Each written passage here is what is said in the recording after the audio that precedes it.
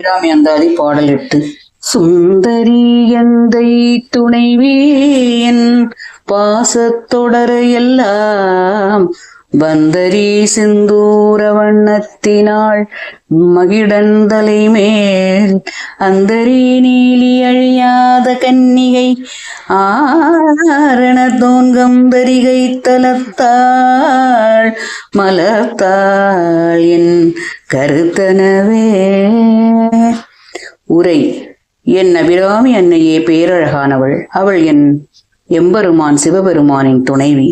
என்னுடைய அகம் புறமாகிய அனைத்து பந்த பாசங்களையும் போக்கக்கூடியவள். செந்நிற திருமேனியுடையவள். அன்றொரு நாள் மகிஷாசுரனின் தலைமையில் நின்று அவனை வதம் செய்து அவன் அகந்தையை அழித்தவள்.